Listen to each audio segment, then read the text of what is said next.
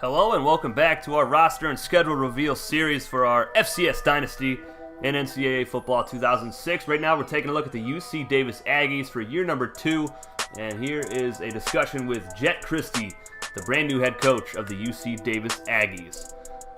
His thoughts on the roster and the schedule.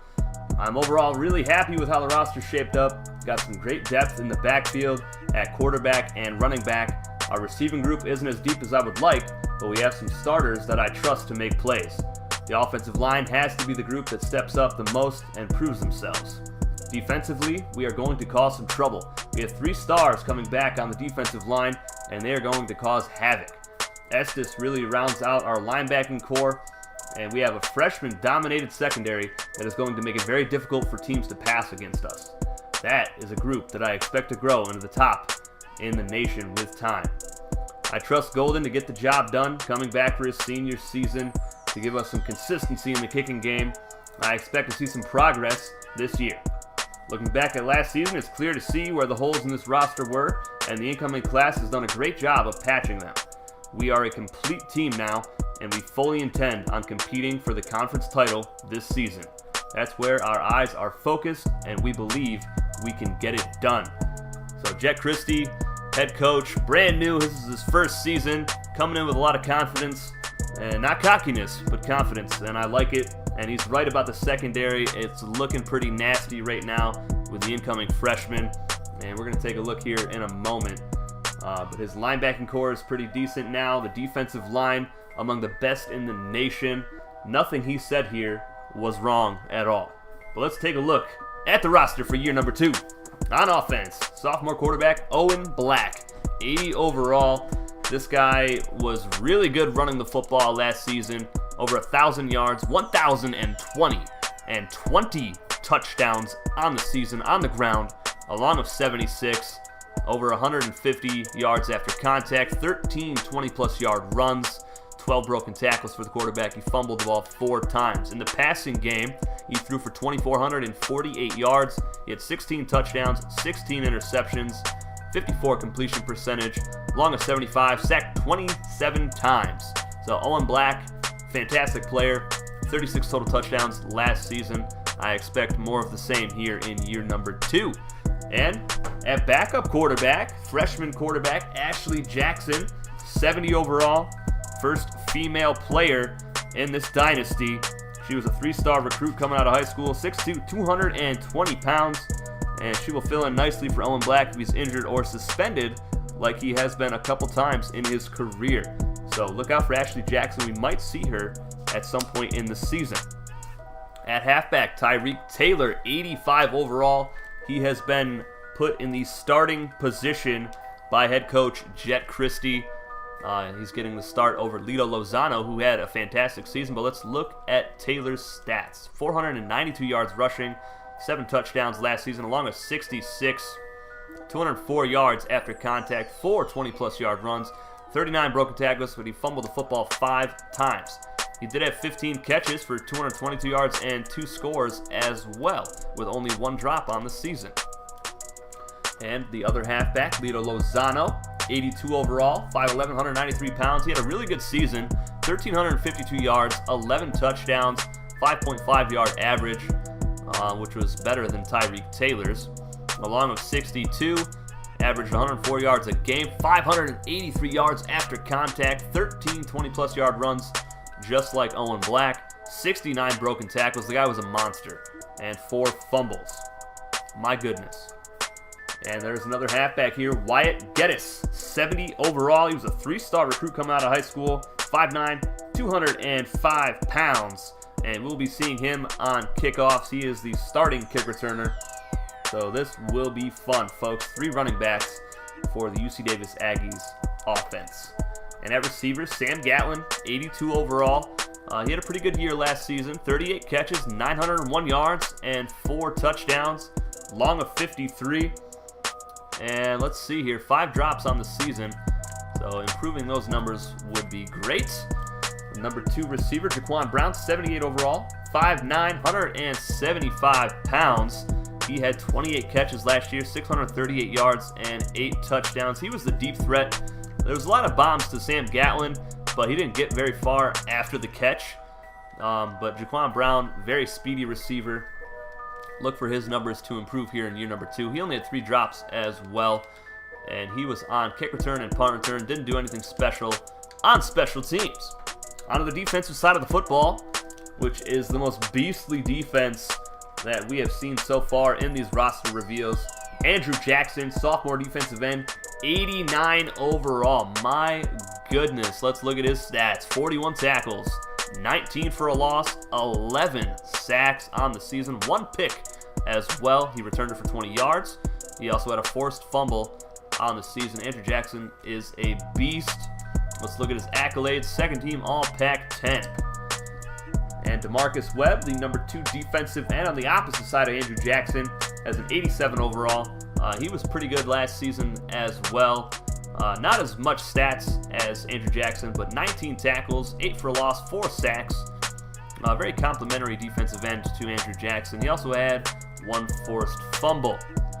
And the big man in the middle, 6'3", 378-pound Caleb Chubb, coming in with a 91 overall, the highest rated player on UC Davis's roster. This guy is it's just fantastic. He is a phenomenal player. Let's look at his insane stats. 42 tackles, 27 for a loss, 6 sacks. My goodness, 2 forced fumbles, excuse me.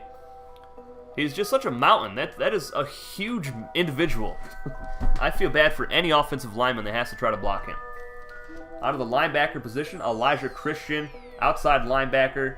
He is an 82 overall, and he did quite well for himself last season as well. 34 tackles, 10 for loss, 2 sacks, no interceptions, 2 pass deflections, and 2 fumbles recovered, 1 scoop and score on the year.